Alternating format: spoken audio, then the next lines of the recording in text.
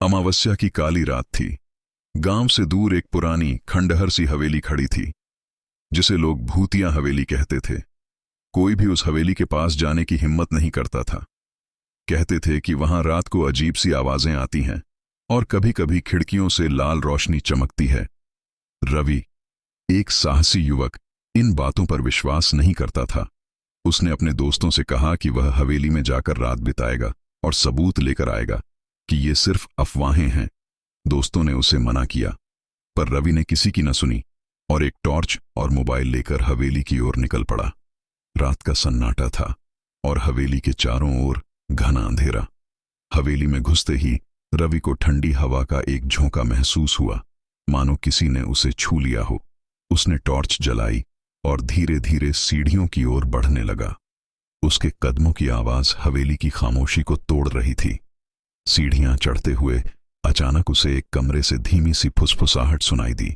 उसका दिल तेजी से धड़कने लगा, लेकिन उसने खुद को संभाला और आवाज की दिशा में बढ़ा। उसने दरवाजा खोला तो देखा कि कमरे में एक पुरानी तस्वीर टंगी थी। तस्वीर में एक परिवार के सदस्य थे, लेकिन उन सभी के चेहरे धुंधले थे, सिवाय एक छोटे बच्चे के। रवि को लगा जैसे वह बच्चा उसे घूर रहा हो। अचानक तस्वीर के चारों ओर लाल रोशनी चमकने लगी। रवि घबराकर पीछे हट गया और दरवाजा बंद करने लगा। तभी उसके पीछे से किसी ने ठंडी बर्फ सी उंगलियों से उसका कंधा पकड़ लिया। उसने तेजी से पलटकर देखा तो वहां एक सफेद साड़ी पहने और बिखरे बालों वाली औरत खड़ी थी। उसकी आंखें खून सी लाल थीं और चेहरे पर एक भयानक मुस्कान थी।